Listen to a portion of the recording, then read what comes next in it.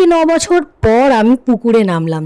সত্যি কথা বলতে কি, এই জলে নামার যে কি একটা ভয়ঙ্কর ব্যাপার, কারণ এই জলে অনেক সাপ আছে। আমি ভীষণ ভয় পাই সাপকে। কিন্তু এই সামারে ভাবলাম সোনাইকে একটু সাঁতার শেখাতেই হবে, কারণ সাঁতার শেখানোটা ওর জন্য অনেক বেশি দরকার। আর বাড়ির পাশে যখন পুকুর আছে আর এত সুন্দর টলটলে জল, আর সকাল সকালটা একদম ফাঁকা থাকে, তাই ভাবলাম ওকে এই কদিন যখন ছুটিই আছে তাহলে একটু ওকে সাঁতারটা শিখিয়েই নিই। যেহেতু আমি সাঁতারটা পারি সেই কারণেই শিখিয়ে নিই, কিন্তু অনেক দিন হচ্ছে প্র্যাকটিস না করায় খুব অসুবিধা হচ্ছিল আমারও প্রথম প্রথম। যাই হোক, আমরা চলে যাচ্ছি সকাল সকাল, সোনাইয়ের ঠাম্মি আর আমি চলে যাচ্ছি সাঁতার শিখতে। এই হচ্ছে আমাদের বাড়ির একদম পাশের পুকুর, যেখানে সবাই আসে, মানে এই পাড়ার সবাই আসে স্নান করতে। কিন্তু সকালবেলা একটু খালি থাকে, তাই তাড়াতাড়ি করে সকালবেলা সোনাইকে নিয়ে এসেছি। সোনাই এত ভয় পাচ্ছে, এটা ওর প্রথম মানে সাঁতার শেখা ওর জীবনের, তো ও এত ভয় পাচ্ছে বলার কথা না।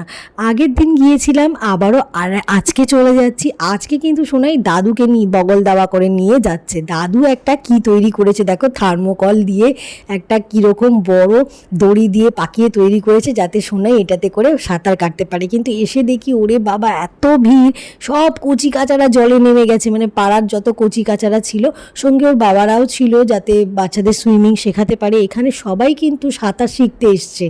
এইখানে এই যে বড় বড় ছেলেগুলো, মানে এই যে ভাইটা, ও কিন্তু পিছনে একটা থার্মোকল বাঁধা আছে, আমাদেরকে দেখাচ্ছিল। তাই হোক, সোনাই তো খুব আনন্দ করে শিখছিল। আর এই দেখো আমি ওকে কিভাবে বেঁধে দিয়েছি, আমি না, ওর দাদু বেঁধে দিয়েছে।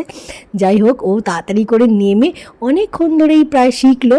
ওরা আমাদেরকে শিখিয়েও দিচ্ছিল যে কিভাবে শেখাতে হবে, কিভাবে আগে দমটা নিয়ে শেখাতে হবে। খুব হেল্প করছিল। ও যখন সাঁতার শিখছিল সবাই সরে যাচ্ছিল। আর এই দেখো কত কচি কাঁচা, এরা শুধু ডুব মারছে আর ঝিনুক আছে, ঝিনুকগুলো তুলছে আর দেখছে ওর ভেতরে কি আছে। দারুণ মজা করছি আমরা বন্ধুরা। আর এই দেখো সোনাই তো তাড়াতাড়ি করে স্নান করে এবার বাড়ি ফিরছে। চলো আজকে টাটা।